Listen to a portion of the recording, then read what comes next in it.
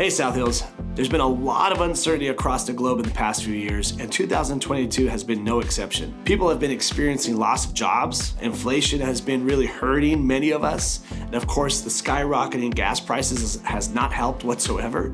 Our church, our financial board, they're very frugal with making sure that we are budgeting the right amount to be able to do ministry, and as a church, we've also experienced a dip in giving compared to where we were last year. We want to make sure that we as a church are not operating out of fear, but operating out of love and trust and faith in God, knowing that He is in control. And while resources are required to bring vision to life, it's not your money that God is after, it's your heart that God is after. Since God is the creator, He knows how the human heart works and He knows how the human mind works. And He knew that we were going to have a battle between our heart and our mind. So for the next 90 days, we're extending a challenge for you to trust God in tithing and in above and beyond. The 90-day challenge is a way of giving tithing a try on a training wheels basis to experiment what the life-changing spiritual disciplines would be if you trust God with your finances.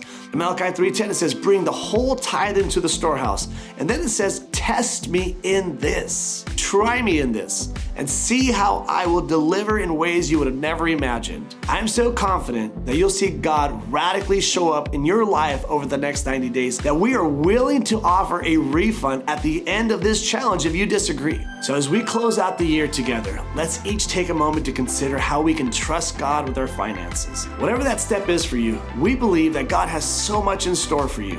One more thing that I think is important for me to share is, I'm never gonna ask the church to do something that I'm not already doing myself. My family and I, we've been tithing from the very beginning. And so what we're gonna do in this 90-day challenge is we're gonna step out in faith with you as well. And we're gonna increase our tithe and we're gonna increase our above and beyond. And so I want you to know that this is a journey that we're all on in a time like this especially, knowing that God is our provider and that God is our priority.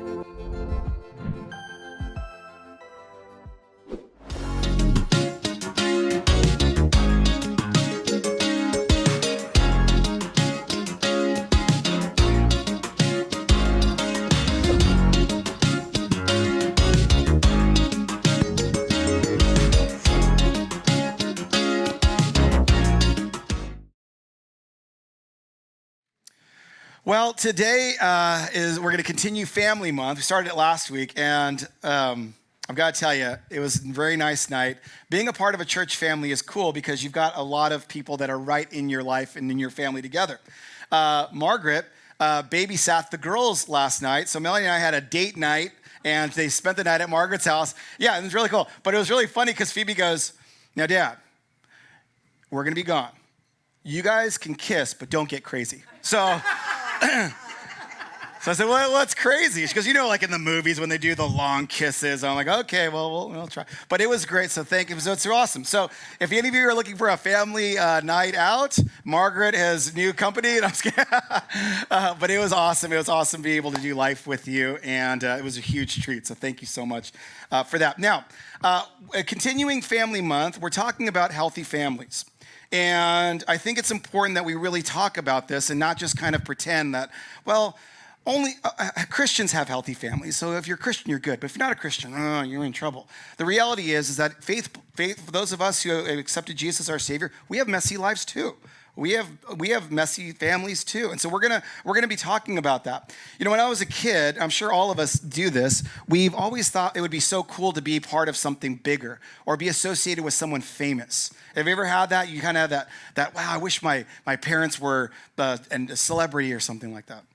Well, I was in first grade, and we were in childcare, which is a thing you hang out at after school's out, and wait for your parents to pick you up.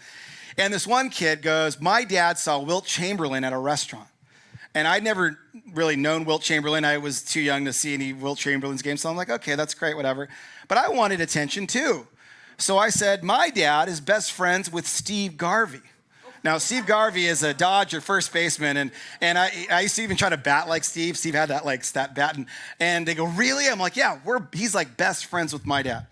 So I forget about it. We're playing. I just don't even think about it. My dad comes to pick me up, and a little bit about Chuck. Chuck was a bit of a jokester. He liked messing around a lot. He liked to tease a lot. I have no idea where I get that from, but he loved that. And so when he picked me up, he thought all this was a joke. So he picks me up and they come running to him. And I forgot that I told my friends that. And they said, do you really know Steve Garvey? And I'm like, oh, please, Dad, don't mess this up. And he starts laughing and he looks at me like, okay, I'll be part of the joke. And he goes, no, he was like, I don't know Steve Garvey. Why are you telling him stories? And I'm like, he's just kidding. He does know. He goes, if you want to tell him a good story, tell him the story about New Mexico. Already, I'm going, Dad, please don't do this. Dad, please don't do this. Now, the story about New Mexico, and the reason why Vic is already laughing, is because when I was a little guy, it's hot in New Mexico, so obviously I'm drinking a lot of juice or water or whatever, and we're in the middle of the white sands of New Mexico, and little tiny JP, which was my nickname, JP when growing up, had to go potty. There was no bathrooms in the white sands, so ipso facto, right there. So my dad says, you should tell him the story about New Mexico. I'm like, Dad, please don't do this. Please don't do this. And they go, what story about New Mexico? He's like, tell him the story about when you turn the white sands yellow. I'm like, Dad, what are you doing? And I remember I was so mad. They were laughing. They would call me Pampers for a few days. It was like, this is so embarrassing. And I remember getting in the car and I didn't even want to look at him. I didn't even want to he was laughing. He thought it was hilarious. I don't even want to look at you. I was embarrassed. I was embarrassed that this is my family. I was like, I wish I could just be part of some other kid's family right now because my dad's holding me back. Had my dad not told that, these guys would have believed that I knew Steve Garvey, but my dad's kind of holding me back, and this is so frustrating. So he could tell I was upset. And he's like, James, listen, I'm sorry that I embarrassed you, but if you want people to think that you're from a famous family, you are. I'm like, what are you talking about? He's like, we're related to 2 U.S. presidents. And now I had heard that before, but I'm like, what do you mean? He goes, yeah, it's true. My grandmother's maiden name is Harrison, same grandmother as Mark and Vic, obviously. And we're related to Benjamin Harrison and William Henry Harrison. It's part of our family line. So first is William Henry Harrison. Little fun fact about great-great-great-grandpa William. He was a bit of a talker. And he actually holds the record for the shortest term in office. He gave a very long-winded inauguration speech, caught pneumonia, and he died a month later. So for our whole great-great-grandpa, he was a bit of a talker. And then his grandson, Benjamin Harrison, we are also related to as well. I don't know if you see the family resemblance. A little bit. But I was like, that's pretty cool. Immediately, I went from I'm embarrassed of you and I'm embarrassed of my family to I am now proud of my family. Why? Because now we're important. Now it's good. Now I'm actually proud of being a part of this family because now we've got 2 presidents in our family tree, and now I'm proud of this.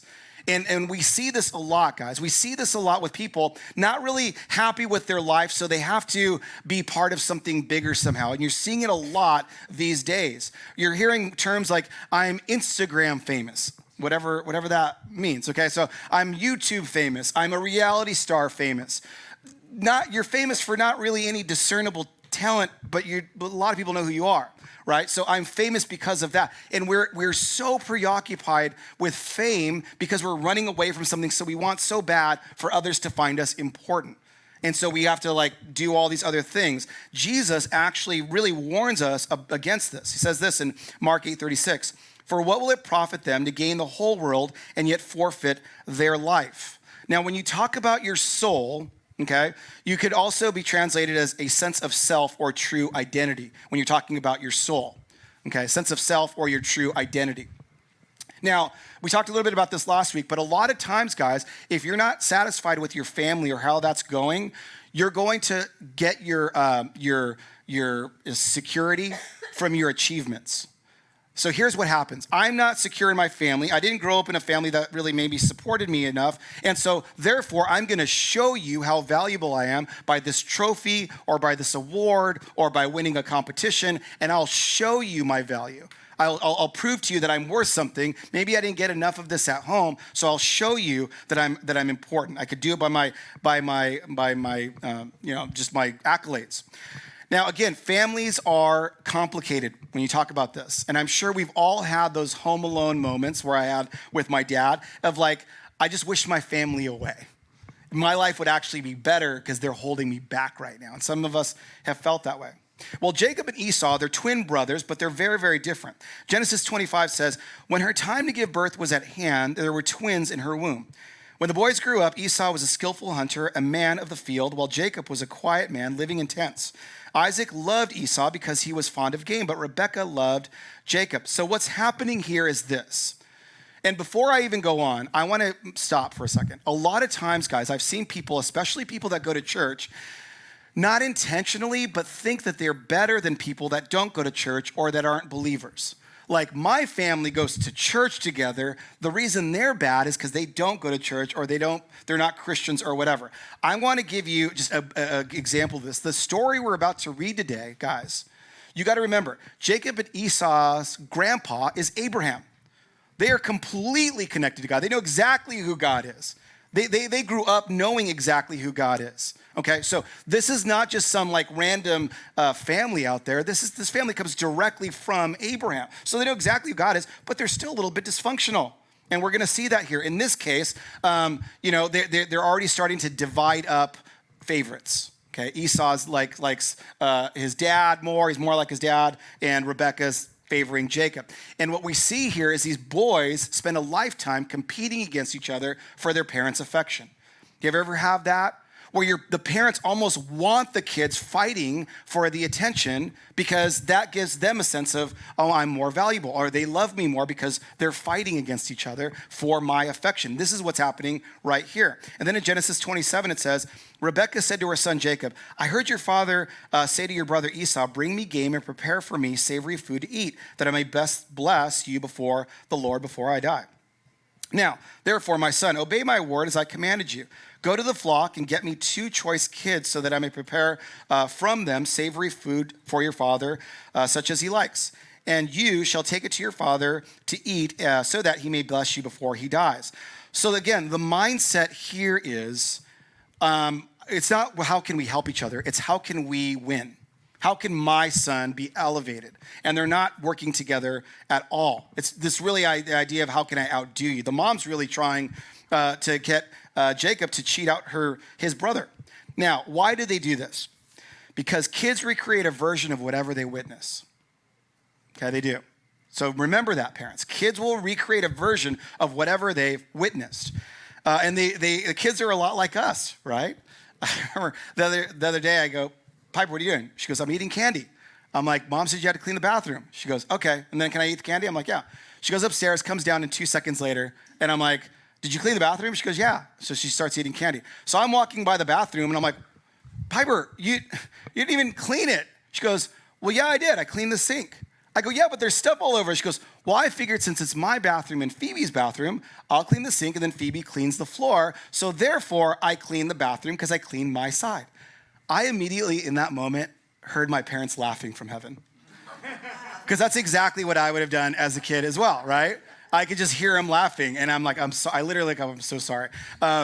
But it's one of those things. They're a lot like us, but kids honestly will reflect kind of whatever they witnessed. Okay, I bring this up because often the things we like least about our kids are mere reflections of the dysfunction we've avoided addressing in ourselves. And guys, I've seen this when I was counseling a lot, in especially couples. You'd see a husband or a wife have anger issues, and they don't want to have anger issues, but they were raised with that, or they're manipulative. They don't want to be like that, but they were kind of raised to see that's what mom and dad did, so now that's what I'm going to do. And so these things happen. It's a pattern that continues to happen. And then we see this here in Genesis 27:30. Jacob actually carries this through. It says, as soon as Isaac had finished blessing Jacob, when Jacob had scarcely gone out from the presence of his father, his brother Esau came in from hunting. And then we jump ahead in verse 35. But he said, your brother came deceitfully, and he has taken away your blessing. Now, is this deceitful? Of course it is. But before we start kind of blaming Jacob a lot, he is doing whatever is natural to him. This is what he grew up knowing. So he is doing he's using the tools he's been given, and that's what he did. It goes from bad to worse. Genesis 27 says, now Esau hated Jacob because of the blessing with which his father had blessed him. And Esau said to himself, the days of mourning for my father are approaching. Then I will kill my brother Jacob. But the words of her elder son Esau were told to Rebekah. So she sent and called her younger son Jacob and said to him, your brother Esau is consoling himself by planning to kill you. Now, therefore, my son, obey my voice. Flee at once to my brother Laban in Haran, and stay with him a while until your brother's fury turns away. So what does Jacob do? He goes to his mom for advice, and his mom says, go back to your brother and make it right so we can all have a healthy family. Wrong. That's not what happens. She's like, take off, go to your uncle's house. So what does he do? Jacob leaves, and he's empowered by his mom, thinking everybody else is messed up except for me. I'm the good one.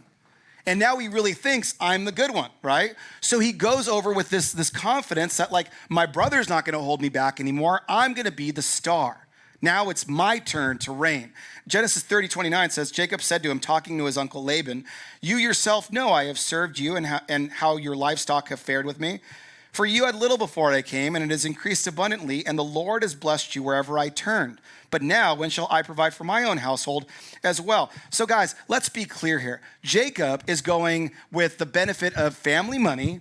He's going and he's using all of Laban's resources, and now he's successful, but he's not looking at anybody else that helped him get successful. He's thinking, I'm successful because I'm great, because my mom told me so. So I'm the best, and I'm really, really good. Parents, this is one of those things that we've all kind of fallen guilty of, if we're being honest. In one little way or another, some major, some tiny, but we're all kind of, because we love our kids so much, sometimes maybe disagreeing with them or maybe putting the responsibility on them, maybe that's the good decision sometimes. Now, we've seen this growing up. I'm sure, little Susie or little Johnny does bad in school. Well, it's the teacher's fault. Teacher's fault. The parent, it's got to be the principal's fault. It's got to be the school's fault. It's got to be the district's fault. Well, then they grow up a little bit more, and then they do something bad with their friends. Well, it's got to be their friend's fault. Can't be their fault. My little Susie or Johnny wouldn't do that. It's got to be their friend's fault. Or if they grow up and get a job, it's the boss's fault. It's the college's fault. It's society's fault. It's the government's fault. So what we do is we say it's everybody else, so our kids will grow up thinking you're owed me something. It's not me. It's not me. It's somebody else that did this to me. And then they go on thinking that everybody else did it to them. And guys, we're seeing this a lot in our society. We see it right here, and we're seeing it now in our society. I hear a lot of stuff like, well, these millennials are so entitled and they want everything and da-da-da-da-da. But before we start kind of focusing all our attention on that, who do you think they got this from? I mean, they're mirroring whatever it is that they got when they were little. And if they're getting told everybody else's fault except yours, they're going to grow up thinking that's the tools I've been given. And so that's what I'm using. So before we start to, this generation, they want everything for free. Well, where do you think they got it from? And you know what? What are we going to see in 20 years from now? We've got to make sure that we're taking responsibility for ourselves, because it's way too easy to go, well, they're just the younger generation. They don't really know anything. Guys, what we're seeing right now did not start right now. It started 30 years ago. And then before that started then. This isn't anything new. They're growing up with the tools that have been given to them. This is what's happening to Jacob. And it's obviously nothing new because it's happening way back then. And so this is what we see, and it actually hurts him. Genesis 31:1 says, now Jacob heard that the sons of Laban were saying, Jacob has taken all that was our father's. He has gained all his wealth from what belonged to our father. And Jacob saw that Laban did not regard him as favorably as he did before. So basically his cousins are seeing exactly what his brothers saw in him. He's a schemer, and they saw it. All that's important to him is his personal success. Now, the lesson here is if you leave your family, instead of resolving an issue, the issue you never resolved will reappear, and you'll have to run from that relationship. You will see a cycle of dysfunctional relationships. Guys, I've seen this so many times. When they think everybody else's fault, or it's my family's fault, or it's somebody else's fault, and they go from dysfunctional relationship to dysfunctional relationship to dysfunctional relationship over and over and over, thinking it's them that did it. And we see this here. In Genesis 31:3, it says, then the Lord said to Jacob, return to the land of your ancestors and your kindred, and I will be with you.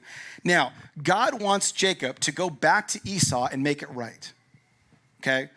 Jacob doesn't want to do that. He's like, just give me another thing to do. I don't want to go do that. I can think of a million other things I'd rather do than that. And God's like, you could keep running, but I'm not going to go with you on that. I'm not going to abandon you, but I'm not going to continue to just enable you. You're going to have to make this right. You're going to have to go after him. Now, Genesis 31:22 says this. On the third day, Laban was told that Jacob had fled, so he took his kinsfolk with him and pursued him for 7 days until he caught up with him in the hill country of Gilead. So what's happening is when we refuse to address our problems, they continue to create the same bad outcomes. This is not good. Now, here's the deal.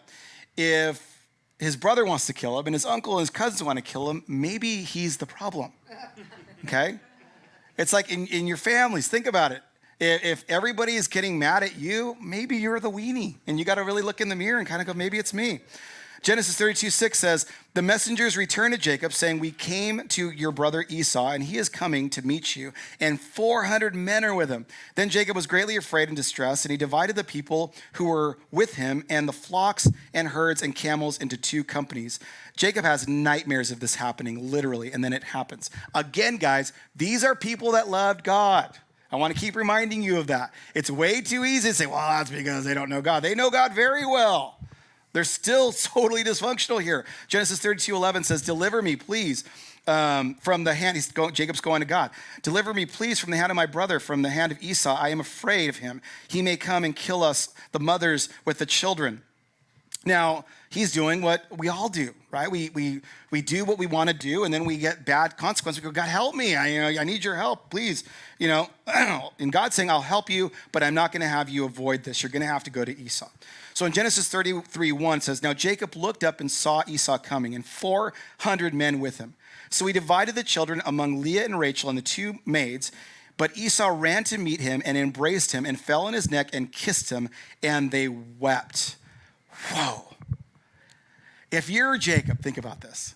And Esau's coming to you with 400 dudes, and he embraces you. You're probably like, you don't even want to hug him at first. You're like, is he stabbing me? What's going on? Like, is he mad? Is he mad? I mean, you're kind of like, what is happening here, right? And I love how the Bible is so detailed in that interaction. We talked a little bit about this last week. It says, wept on his neck. That means he's holding close to him. He's holding him tight. He's weeping on his neck. Now, they still have a whole lot of things to sort out. I'm sure when they stopped embracing, he's like, about that blessing. I'm sure they had some stuff that they had to work out, but the fear's gone now. He's not afraid of him anymore. And guys, I know that we try to be tough, and we say, I don't need my family. I don't need that. I could do it on my own. I'm good on my own. And we all try to kind of be tough like that. But the bottom line is, guys, we still have that fear. No, I'm not afraid of anybody, Pastor. You're crazy. Really? Then why is it when that particular family member's name pops up on your phone that they're calling, you stop breathing for a second? You get instant anxiety. They still have that over you. But when you see their name, you don't even want to get it. You're just like, oh, no. What is going to be bad? I know it's going to be bad. I don't even want to get it. It'll ruin your day.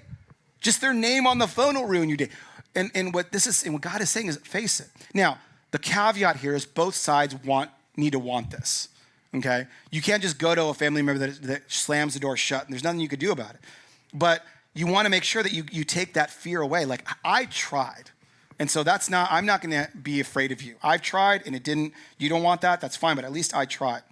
Now there's a verse here that gives so much wisdom. It says in Ecclesiastes 4:12, and though one might prevail against another, 2 will withstand 1. A 3-fold cord is not quickly broken. And the thing that's really the point here is that Jacob and Esau both had qualities that the other needed. They just didn't have they weren't raised to know that or even acknowledge that. Now, we could all agree that family is messy because people are messy, but what if instead of viewing the members of your family as competitors, you viewed them as teammates? Just think about that for a second. I know that we can get really competitive in our families, but what if we actually viewed them as teammates? What if instead of working against them, you made it your goal to work with them to do and be something that you couldn't be without them? 1 Peter says this, it's very interesting, 4:10. Like good stewards of the manifold grace of God, serve one another with whatever gift each of you has received. Whoever speaks must do so as one speaking the very words of God. Whoever serves must do so with the strength that God supplies, so that God may be glorified in all things through Jesus Christ. To him belong the glory and the power forever and ever. Amen. Now, this goes, guys, honestly, for our church families as well, okay? Because we are to work together, okay? Being a pastor, guys, is not just hugging people or talking for a couple minutes on a Sunday. It is a referee.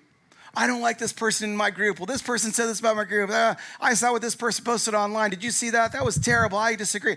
So it's a referee. It's kind of like customer service. I don't like our music. It's not long enough. It's not short enough. It's too loud. It's too quiet. Why do we have to have the coffee this way? Why can't we have to have the coffee that way? I mean, I've had a million. Why does the pastor talk about serving? I'm already busy during the week. Why does the pastor talk about tithing? As they just want us to pay the bills? What's going on? I mean, I've gotten all this stuff, okay? And those are just from the people that love me. That's our church family. I can't even go into the people that have seen my messages online that have a whole lot to say to me. So there's a lot going on here, okay? But we're together because we're here to serve together. We're here to laugh together. We're here to cry together. We're here to pray together. We're here to do all these things together as a family. And it's good that we're not all the same. Guys, my favorite basketball player is Shaquille O'Neal. He was the most dominant basketball player in the history of the NBA. He would have dominated over Wilt, Bill Russell, Kareem. He was so massive, and so talented. But I wouldn't want a team of 5 Shaqs. Our free throws would be terrible. I would not want 5 Shaqs because they're all doing the same thing. You need different players to win. I love this. It says 1 Corinthians 12:18. But as it is, God arranged the members in the body, each one of them, as he chose. If we were a single member, where would the body be? As it is, there are many members, yet one body. The eye cannot say to the hand, I have no need for you, nor again the head to the feet, I have no need for you. On the contrary, the members of the body that seem to be weaker are what? Indispensable. The members of the body that seem weaker are indispensable. You need them. What this verse is saying is a healthy family celebrates uniqueness without sacrificing unity. Every single teammate is important. Guys, I'm gonna end with this. The greatest, one of the greatest teams in sports history, when you talk about teams, is the 1980 U.S. men's hockey team, okay? One of the greatest teams. I didn't say the best because they certainly weren't the most talented, but they're one of the greatest teams.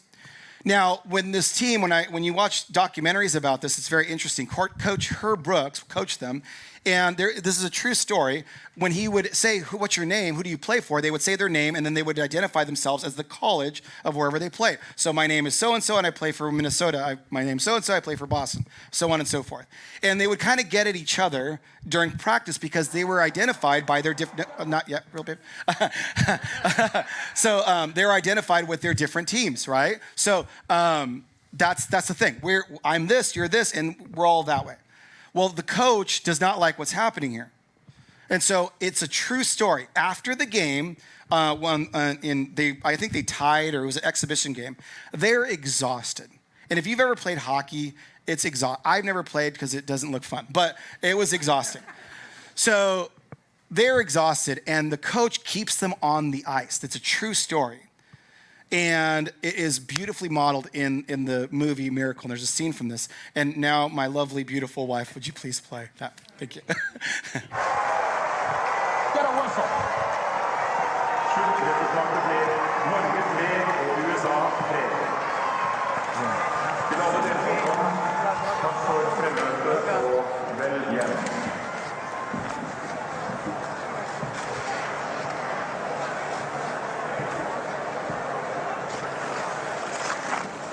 Hold up. Gotta get back on the ice. Let's go. What for? We'll find out soon enough. Let's go back on the ice. Come on, boys. What for? We'll find out in a minute, won't we? Let's go. Come on. Come on, guys. Let's go see what he wants. Picture or something? What's going on?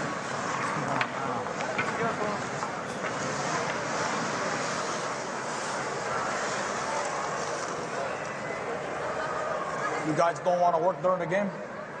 No problem. We'll work now. Goal line. That one.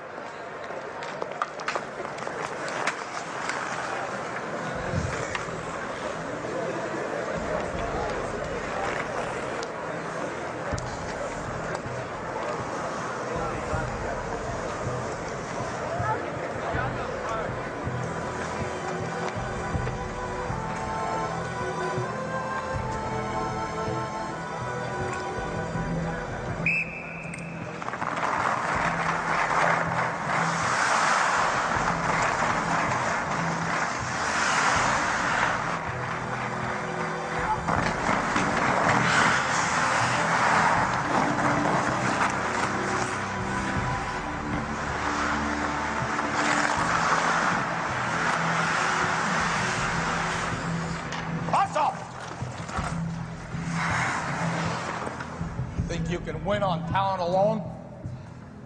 Gentlemen, you don't have enough talent to win on talent alone. Again.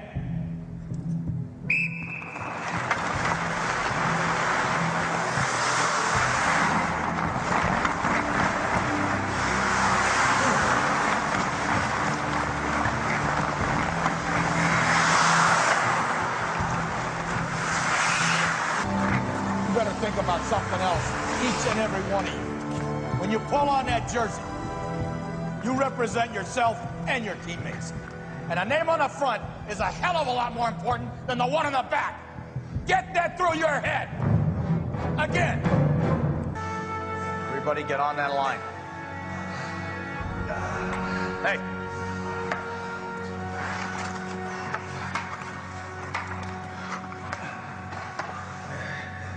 Again.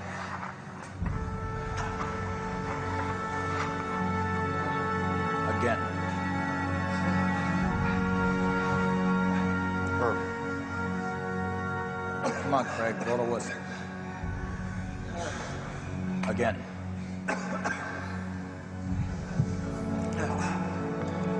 Michael Ruzioni!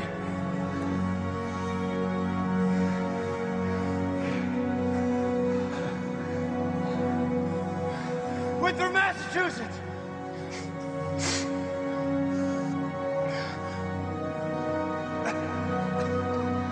Who do you play for?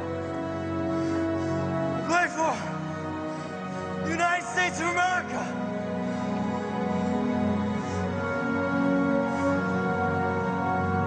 That's all, gentlemen.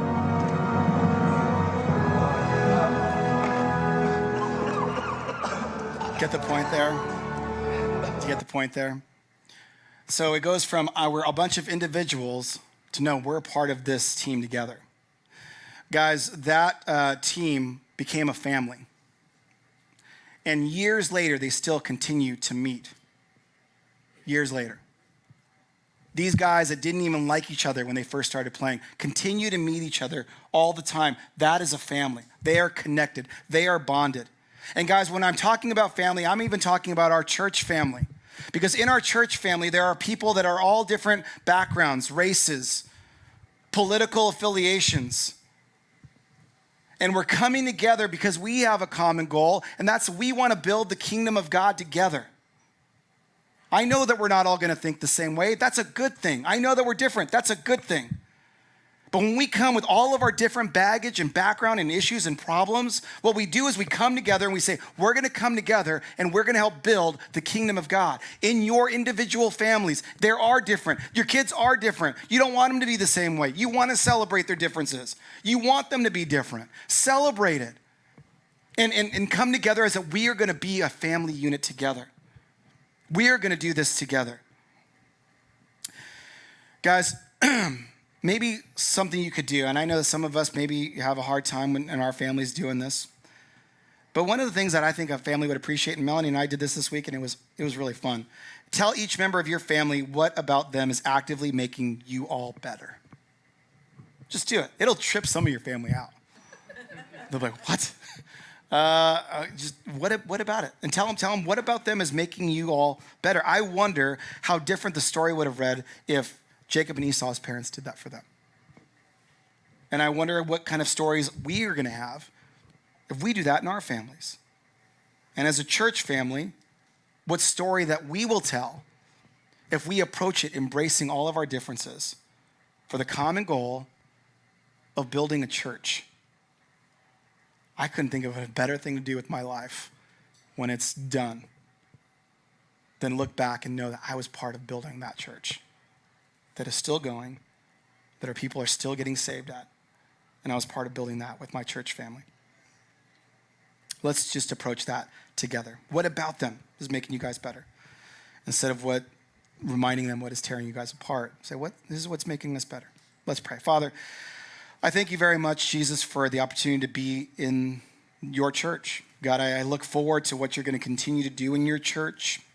Father, you know all the people that wrote down those prayer requests. I look forward to getting them.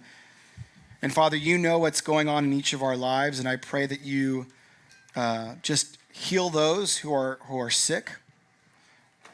Father, I pray that you bless finances. I pray that you bless families and relationships. And Father, I just want to say that it's so comforting knowing that I'm not talking to myself, Jesus, but we are recognizing that you're here and you're present, and we're talking to you, our real living God, right here with us, who is capable of anything. So we give all these requests to you, Jesus. It's in your name. Amen.